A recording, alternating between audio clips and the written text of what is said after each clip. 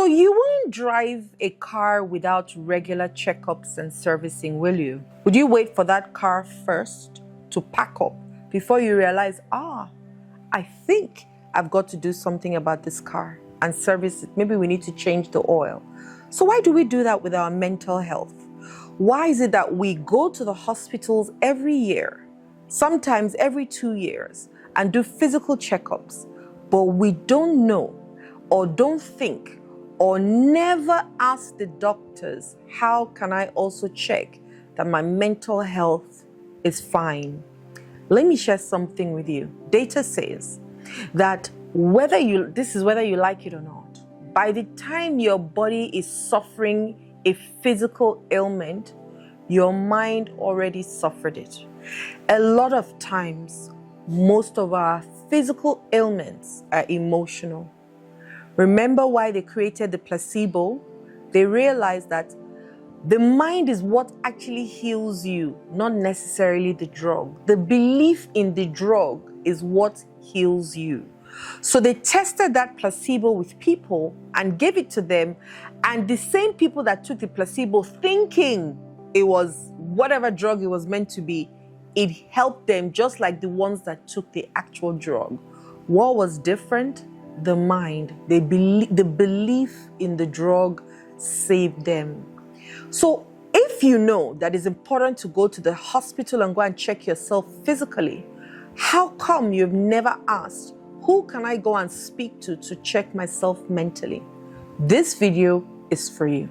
Imagine your mind is like a sponge and it needs a good rinsing and a wringing out. Now, just imagine that your mind is like a sponge, really, and it's soaking all the things, or it has soaked all the things that have happened to you in your life. From when you were born, from when, first of all, you were conceived, to being in your mother's stomach, first trimester, second trimester, third trimester. You maybe absorbed certain things from your mom because you were connected to her. They talk about genetics. Maybe you also picked some things from her as well, because, I mean, she's a connection. You're a sum total of your mother and your father. So you could have also picked certain things from your father as well. Let's even say you're just 20, so we don't go too far.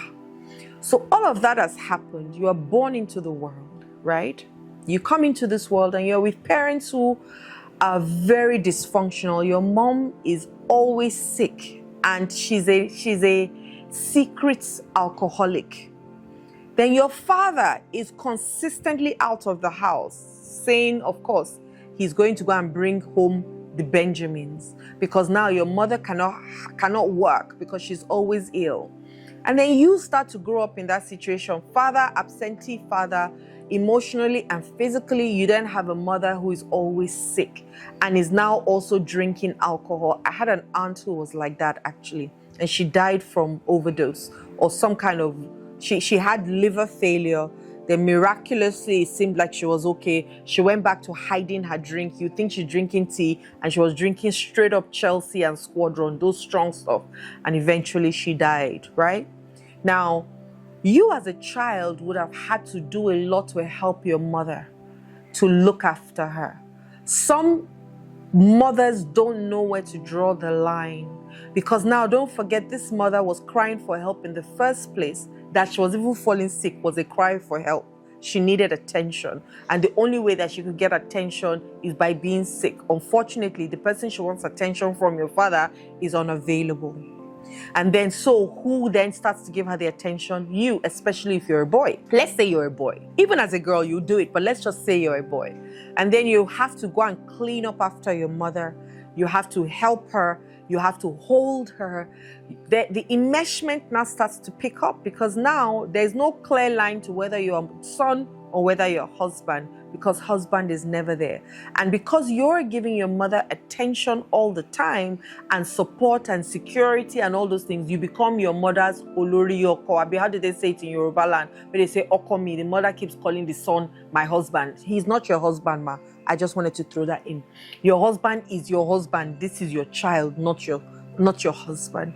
And so That continues happening, and then eventually, maybe when you are 18, your mother dies from an alcoholic, her liver fails, and she eventually dies. And then now your dad is crying and you're wondering, why are you crying? You were never around for this woman. And then even before any one or two things, your father has remarried again. I'm just trying to create one scenario out of the 1 million scenarios that can exist. So you, 20 years old, you have been going to the hospital and doctor has told you, we have done all the tests and we don't see what's wrong with you, but you keep saying, no, there's something wrong. My body is always paining me. I'm always having a headache. There's always and the doctor says, I've done everything. Some doctors will be kind enough to say, I think you need therapy. Some doctors will just keep collecting your money because that's how the hospital thrives, on your sickness and your money, right? So the ones that are kind enough to say, go and seek help, I think you need a therapist, will then lead you to a therapist, whether they know one or you find one on your own. And then you find out that everything that has been wrong with you didn't even start when you were 20. It started when you were 0 or 1 or 2 or 3 or 4 or whatever. And your body has just trapped up all those emotions. You have walls around your heart for days. How are you able to function? So you have done all the tests in the hospital. You go back home. At least I got a tick, right? I'm okay. My heart is fine. My lungs are fine. They say. But you know deep down within that you're not okay. I dare say that what's wrong with you is not physical. It's emotional. Now, mental health, mental well-being is now something that is seemingly like a buzzword because everybody's talking about it at the moment. I'm not sure people know the importance of it in totality, especially here in Nigeria. But what I can tell you is that no matter who you choose to be today, if you don't clear a lot of the things that was deposited in you as a child, you might never ever attain that height that you see that you can achieve. Not because you can't, but not because you don't want to, but because you don't have the capacity to. Capacity to. You know, sometimes these words are tongue twisters. Thank you. So that's what I want to share today. That first thing that says that your mind is like a sponge. So imagine you have carried all of this in you for years. And this young boy is thinking, oh, I want to get married. You date the first person is needy. You are looking for somebody that can look after you, but you date the first person who is needy. You start to, all that thing you did with your mother, you start to do it with this one. You date the second one, same thing. Third one, same thing. You now say, what's going on with me? Why do I keep attracting the same person to me all the time? I will answer you today. You are attracted to what you first knew as love. And that person was your mother. She was needy. She was unavailable. She was needy, unavailable. She wanted all those things. So you don't know how not to look after a woman. So you would always attract that kind of woman that you have to keep running after and looking after. Because that's all you know is called love. Because if I can't help you, and I don't love you, if you don't need me, then you don't love me. But that's crying for mommy in all your relationships. The only way for you to break that is by going for a mental checkup. Now, you say, but what's mental checkup? I've never heard of it before. Yes, it's a place where you go to check where you are mentally. They say many are mad, only few are roaming. But many are mad. And mad is not that, okay, you're on the road. You don't have to be on the road to be mad. You are driving on the road and you're consistently chattering and insulting all the people driving in front of you, on the side of you. There's something wrong, ma. There's something wrong, sir. You get to the office, before someone says good morning, you say, what's good about the money? Please get to are you blind? I remember going to see somebody in her office and she sat down. She didn't even look at me once. She was on her laptop, just working on her laptop, and she said, oh, come, yeah, please sit down. Let me finish. Not once did she look up at me to even acknowledge that somebody is there, and I appreciate the time that you have taken to come here. I acknowledge you. I laughed to myself so much because the power, the ego in her, you know, like I'm like, why does she think she needs to be like this to be seen as an important person. You know, when they talk about power and all, I'm just like, I smiled. And I actually felt sorry for her, to be honest. You talk to somebody, you give them advice, they'll tell you to shut up, they go behind you to go and use your advice. And then they don't give you credit for it. There's something wrong. And there's a lot wrong with a lot of people, inclusive of me that I'm speaking. The only reason why I can now identify them is because now I've done so much work on myself for me to say, why did you make that mean this? Or why did you say this? So I'm constantly doing my own checkup as well. I have questions that I'll ask myself. If I'm able to, so I can't answer this question. No, there's something wrong. As little as, why did I get so angry at that person? What did they do what did it remind me of? I'm consistently checking within myself to say, okay, do I feel like I've let it go? What do I need to let it go? Because I'm not carrying on any more extra baggage that I need to carry. I'm an emotional code practitioner. So I release all the emotions in my body, every trapped emotions, I work through them, whether it's little, whether it's big, because I have all the tools. I have so many tools from my teachers, guys. So many tools. If this one doesn't work, this one will work. Something to be able to connect with myself always. So I know when to shut down, I know when to refill, I know when to rest. Sometimes even in the office, I turn my chair to the back and I tell everybody I want to sleep for 30 minutes. And I do a meditation and I fall asleep. I wake up feeling much more energized. Why? Because I can check myself. And it's not the work where they do, right? So if I don't apply it to myself, then there's a problem. Well, a lot of people don't apply it to themselves, to be honest. But if you apply it to yourself, if you did it to be able to apply it to yourself, then you'll be able to apply it to yourself. But if you did it to be able to make money, you're on your own. And I'm not saying money is bad. And I'm not saying doing a business for money is a bad thing. No.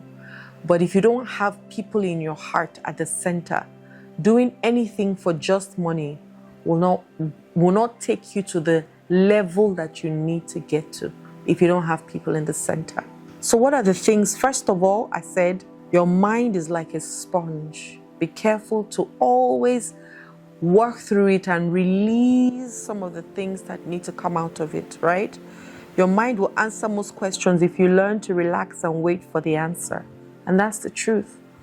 And it's a skill, guys. There was a time where I would do certain things that will not work. Now, if I do it just to close my eye, I'm already in the zones. But it took a while for me to get there. I had to keep practicing for me to be able to have the muscle to be able to do it. It's the same thing with you. You've got to practice. You've got to keep doing it. You've got to keep calling people out. Say, okay, look, this is what I need your support here. Get courses. Go for coaching. Go for counseling. I mean, I've done and I'm still doing all the things that I'm sharing with you here. So you want to try every night before you go to sleep and say, okay, what am I ready to throw away, to dump? Do a thought dump in your book. Because whatever you remove from here and put on paper, at least releases small space in your brain and in your head. Don't carry all that pressure to bed. Don't carry it all to bed. Don't sleep with all that pressure in your head because you'll wake up with the same pressure. And I've had moments like that I'll go to bed sad. I literally will even cry myself to sleep.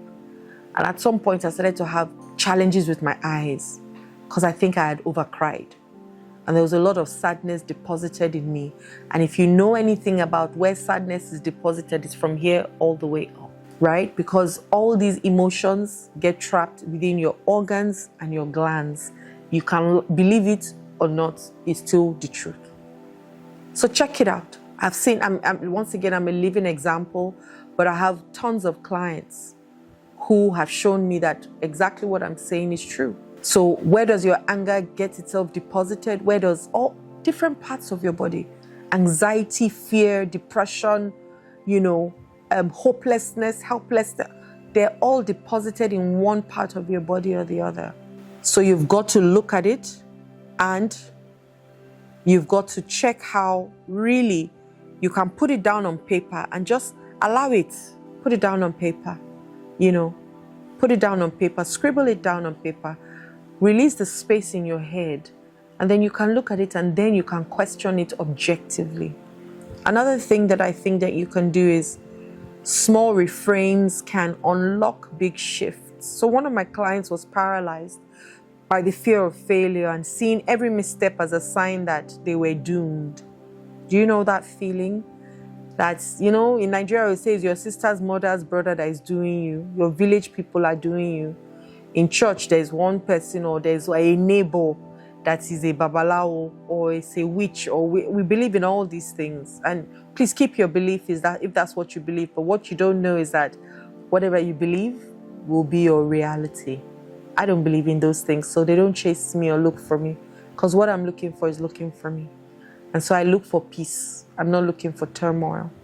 But you want to look at that, you know, she would imagine in her mind that the worst was going to happen. You know, it started to show up in her body. She will have heart palpitations. She would have panic attacks. She'll be sweating in her palms. Her stomach is tight. I've heard so many people who have said that. So it's no longer just a physical thought. It's become now emotional. You're feeling it in your body. Sometimes it's a heaviness in your chest or in your neck or something. You find if you're calm enough to figure out where you feel the heaviness, and if I work with you also, you'll find it, and we'll release it, and it will fly away so beautifully that it doesn't exist anymore. You'll feel the difference in your body, and you'll feel the difference in your life. Hi there, my name is Adiola Kingsley James. I hope these videos really are doing what I want them to do for you, which is help you take action. And you've got to take action today, right? Click the link below, click the notification bell, click the subscribe button, share me with other people. That's action, right? If you share me with other people, it means that you and your community are growing together. You're not the only one growing. Imagine a world where everybody becomes a happy person and every place becomes a happy place. My name is Adiola Kingsley James once again. Love and light.